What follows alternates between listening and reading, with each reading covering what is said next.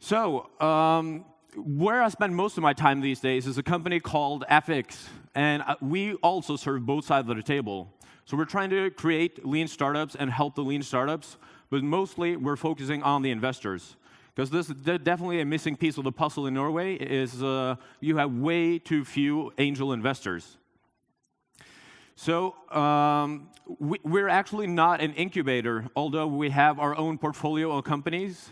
But we have separate management teams for all of these companies. So the Affix organization, we help out whenever needed, but they're independently run companies.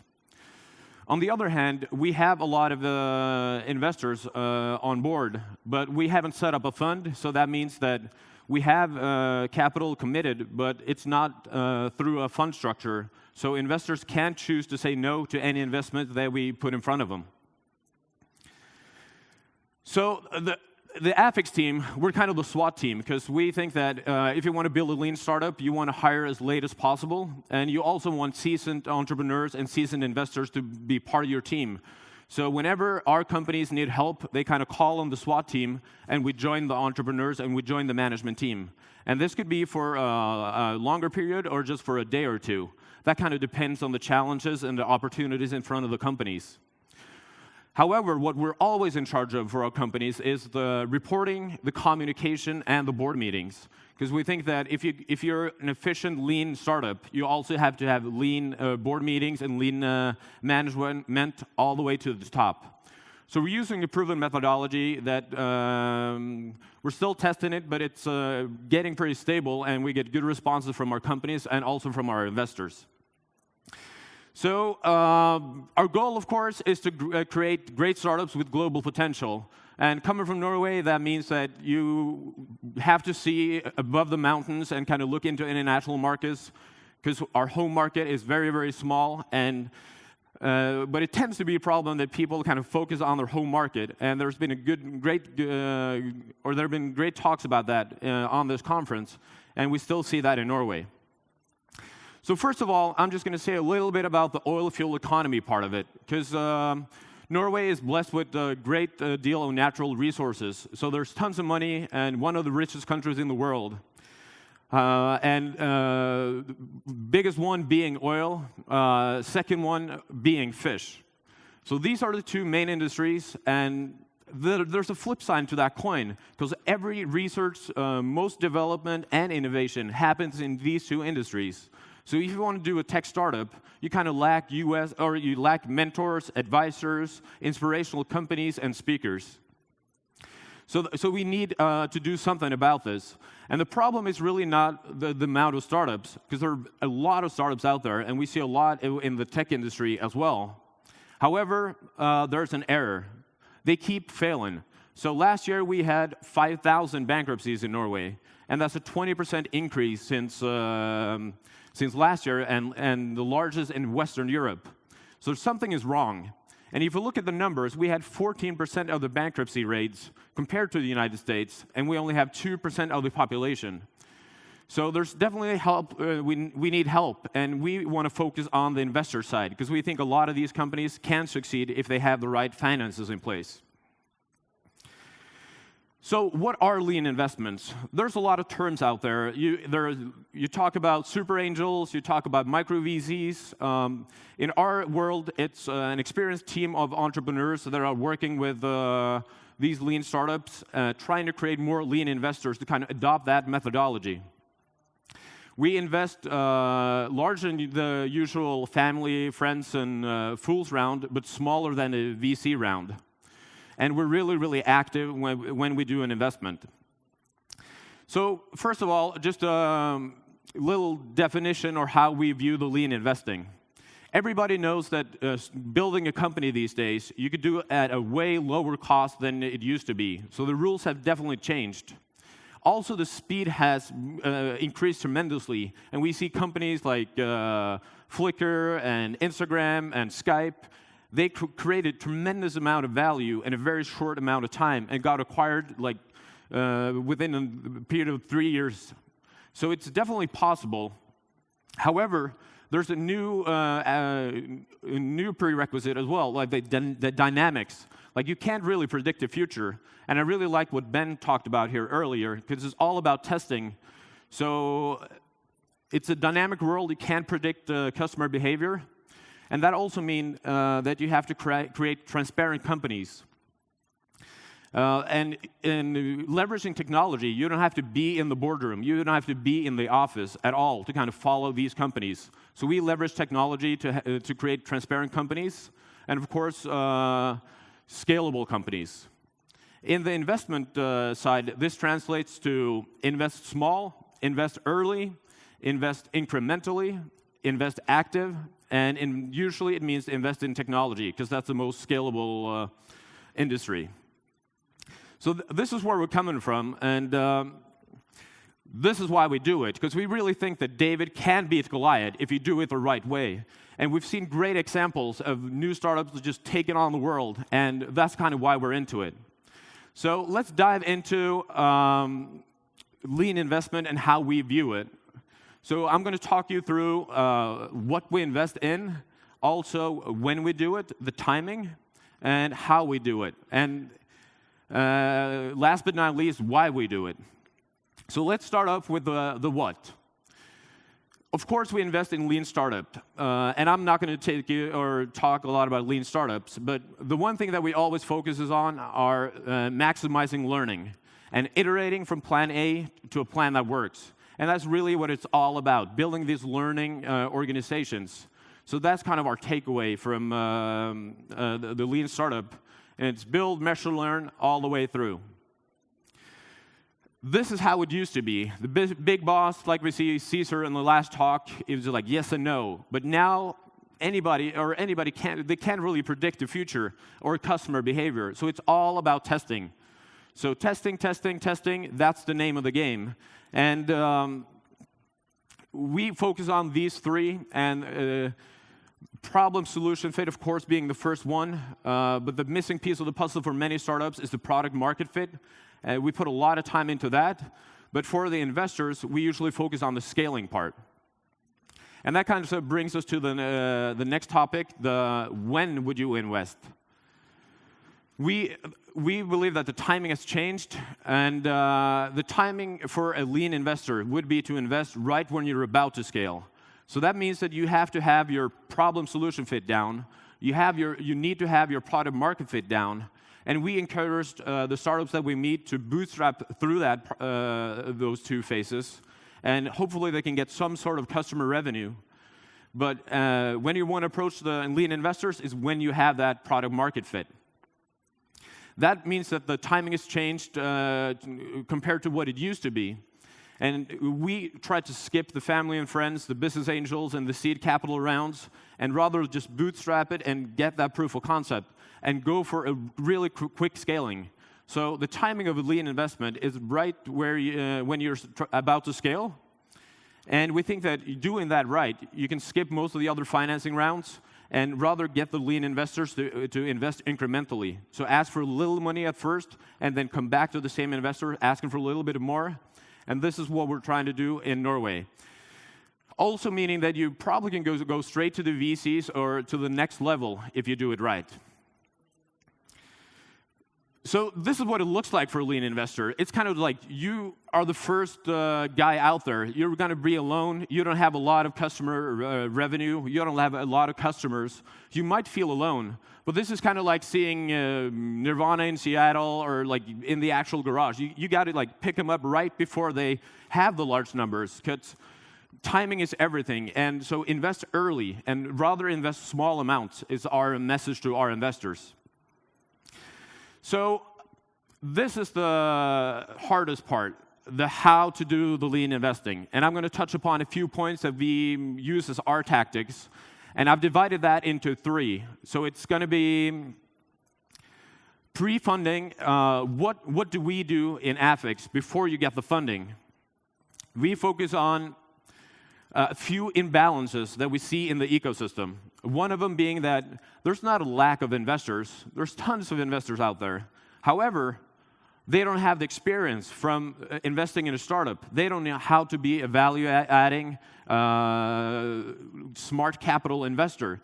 So we have to do something to kind of bring it into that comfort zone. And we compare it to jumping out of a parachute. If you haven't seen anybody jumping out of a plane, you probably wouldn't do it. So we're trying to get them comfortable, kind of bring them on the plane, see how you pack your gear, and after a while, you might be comfortable jumping out of that plane. And that's how we see lean investing as well, because there's definitely risk involved in both those activities.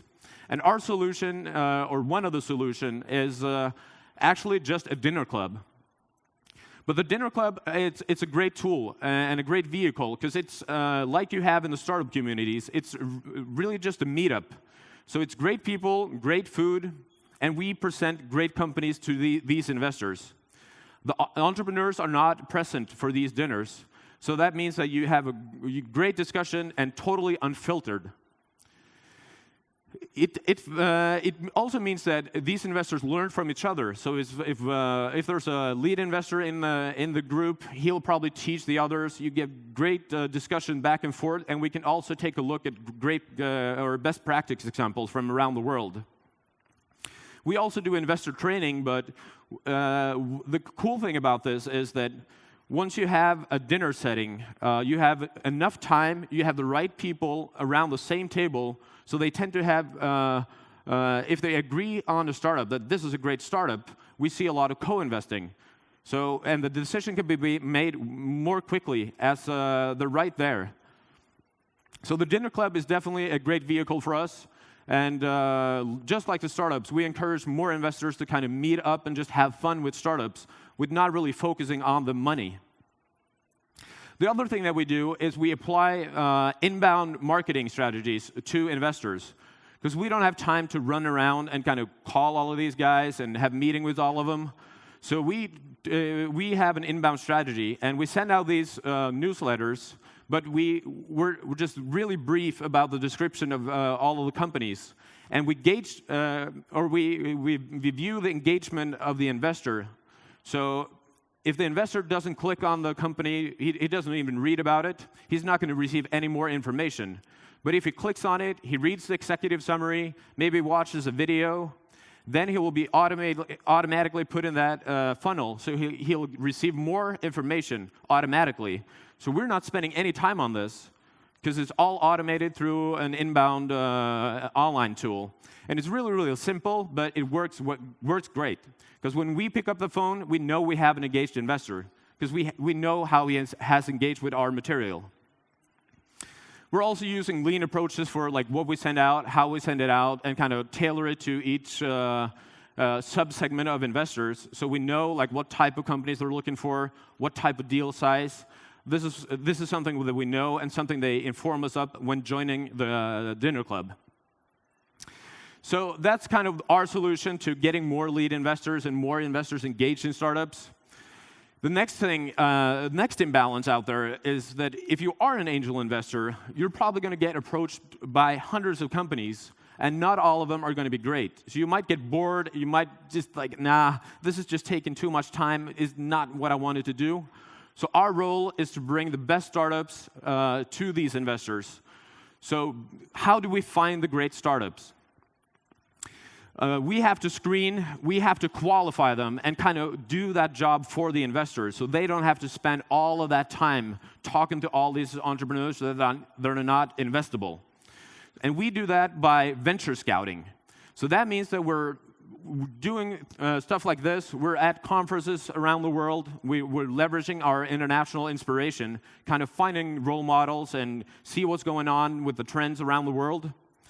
We're also highly engaged in the startup communities, also usually or mostly in Scandinavia, but also around the world. A great way also to find investor or fundable companies is to be present at demo days. So when accelerators finish, we're going to be there and trying to talk to these companies and see if there's a fit for our model. But the whole venture scouting thing should be like a separate talk, but it's really something we actively do, and we have a lot of people searching for these companies in our team.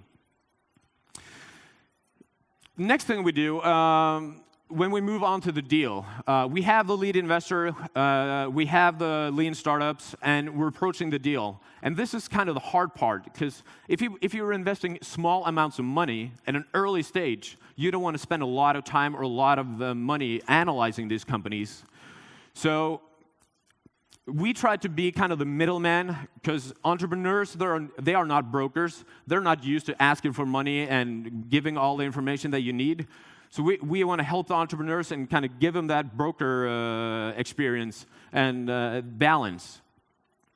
So what we do, we're the middleman, we're taking care of all the communication usually between the startup and the investor, especially in the starting phases. And we have a really strict schedule on what type of material we send out, how fast we send it, and the setting when you can meet the entrepreneur and kind of do the Q&A with the company, the management team, and so forth. But in the beginning, it's just a really simple executive summary, kind of to gauge the interest of the investors.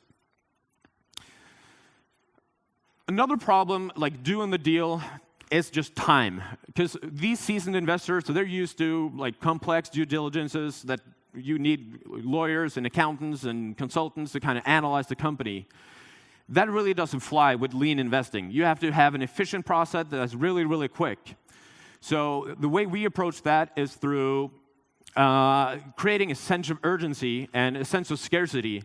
So like the investor has to like commit to his go or no-go pretty early on in the process. And the way we can do this is that we have a deal structure that is known for both the startup and for the investor before we even start the process.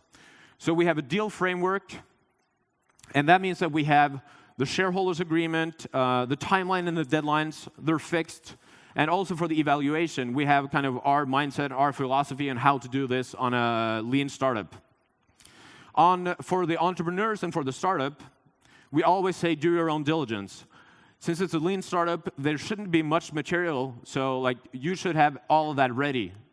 When you're meeting the investor, there's not going to be any complications. There's no need to spend a lot of time or a lot of money like diving into the details. Have all of that ready before they start the process, and it's going to be way easier and way quicker.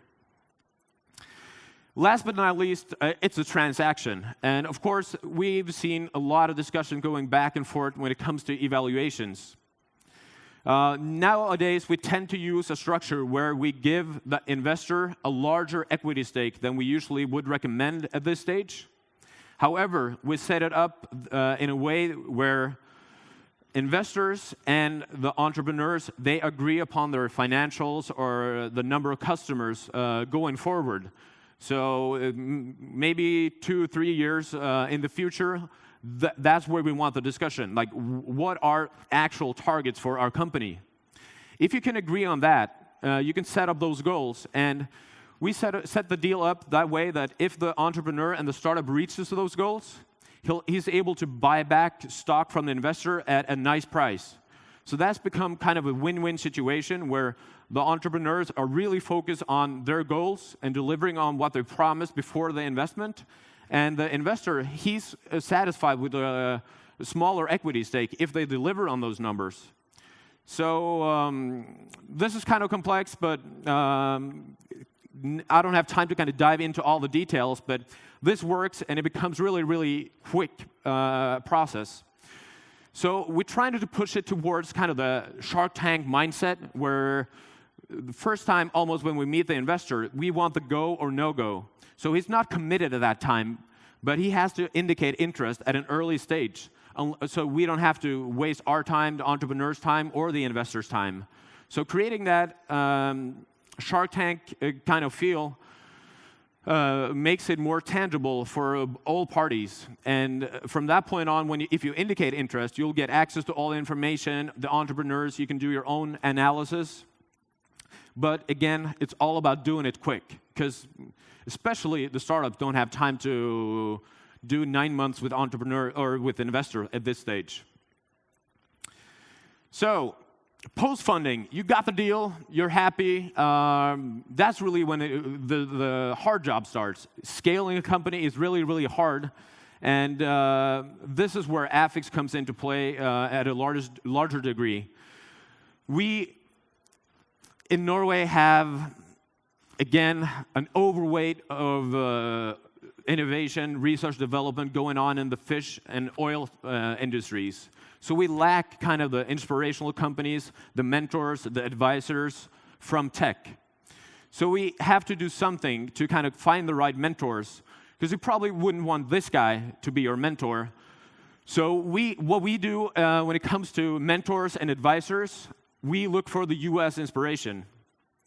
So we talk to all these great people from the tech industry in the US. One of them is in the audience here today. And we leverage this on Skype, or we even fly entrepreneurs to the United States, or the other way around. And just going to a trade show or a conference, usually it's pretty mind-blowing if you haven't seen this setting before. Another thing that we're trying to do is to get our startups into UX accelerators, because there are some great ones out there. And one of my colleagues is from Boston, and this February, Mass Challenge reached out to us. And they said, we will cover the cost of any Norwegian startup that gets accepted to our program, because they want to build their brand globally. So they're really looking for international companies coming into these accelerators. Of course, it's not going to be easy, but if you make it and get accepted, that's definitely a value add. So that's something we encourage. If you have the time, if it's possible for you to go to the US and be part of this, definitely something you should do. The other thing after funding is, of course, the time. You want engaged investors. You want value-adding investors. They're used to being passive, not wanting to spend a lot of time. However, we try to demand their presence. If they invest in these companies, we want them to knock down doors for the startups. They have to be engaged and add value. And this is kind of like the way a startup views the world. This is from a toilet in London. The startup kind of think they see everything that goes on around them. However, the investor, in a classical setting, they view the startup like this. They don't know anything on what's going on in the startup. So it's kind of like, what do we do? Like, we need the investor to see what's going on. So we're aiming for transparency in everything that we do in a startup. So that means that in order to get those engaged investors, we use online collaboration tools, so the investors can actually be engaged through chat rooms and see the discussion going on. We also set up dashboards, of course, for KPIs, usually more simple than the one you see here. And right now, we're experimenting with video in the boardroom. So if there's an investor, maybe from a different country, he's not able to be there for the board meeting, or he's not even part of the board, he could still be part of the discussion and kind of see what's going on. And we believe that this type of transparency is the way to get engaged investors. Because if the investor knows what goals you're working on and the key objectives you're working on at any given time, investors know when to add value, when to open the doors, when to kind of help you out. Another thing that we do is, in order to keep this simple, because you don't want to tape a board meeting that lasts for 5 hours, that nobody's going to watch it. So you have to have real tangible, real simple way of viewing the company. And we do that through what we call the law of three. So that means that for any startup, we want only 3 key objectives, only 3 experiments for those objectives, keeping it simple. And that especially goes for like the top level. You can't overflow your investors with tons of information. And that also means that we can keep our discussion pretty much down to the cost-benefit analysis. So we have a lot of experiments, a lot of goals, but the discussions in the boardroom and in the management team kind of goes towards what can we do right now? What 3 key objectives should we focus on? The rest of them will be in the queue. So we're not forgetting about what we want to do, great ideas out there. And also, of course, in Lean, it's all about learning. So when you finish an experiment, you have to record those findings and kind of act based upon that. But getting new investors at a later stage, you might want to revisit some of those experiments or objectives. So documenting that is also part of the process. But three key objectives makes it really, really simple for investors to engage with those objectives. Here's actually an example for one of our companies. It's the first try for one of our managing directors. Based on this view, you see the main goal on the left-hand side. You see the key objectives, and you see the experiments going on and what stage it's in. This is just a one-page overview. You might have more of these for like different segments, but again, the investors, after doing a couple of these meetings, he's getting used to the methodology that most startups use these days with the lean. So this is one way of doing it, but just keeping it simple, I think it's the way to go in order to get that precious time off of the investors. So, Ben touched upon this as well. And of course, the imbalance today is not the access to data, it's just finding the right data. So what are we going to look at? We encourage to keep the information to investors at a very, very simple, again, just keeping it simple, because the information overflow is just crazy. So find the one right metric, or again, we use the law of three. So we maximum want to see 3 key metrics. And if you can see that on your dashboard as an investor, and you know what it means, it usually translates to an engaged investor again. So why do we invest in lean startups? Well, first of all, we think it's possible to create those companies that David actually can beat Goliath.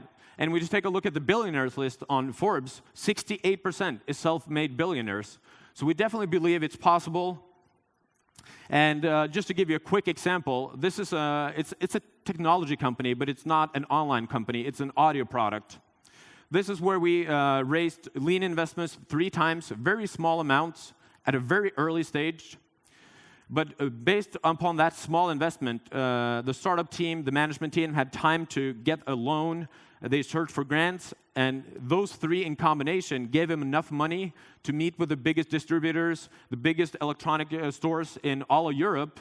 So they actually got the purchase order before they produced their companies. So that's a great example of lean and how that works. Because they didn't really have the money to do the travels and do all of this, but just small amounts of money made it happen. And we're launching this now next week in all of Northern Europe.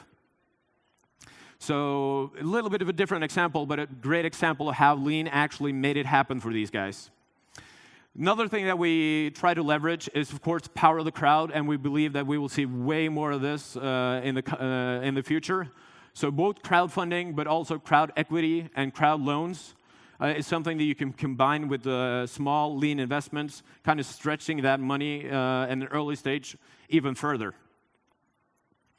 And last but not least, when it comes to why we do it, we think that startup investors have way more fun. Investing in a startup like T-Radio in this case, it'll give you bragging rights, and you have that influence, and you'll have way more fun just looking at that dashboard instead of looking at the stock, the rise of the stock, where you can't really influence it at all. So for all of you entrepreneurs out there, this is kind of the message, kind of try to bring your investors onto the lean methodology and invest small and invest early. And there's also, of course, the potential for big return on investments. And, of course, have fun. That's lean investing for me, is way more fun. Thank you.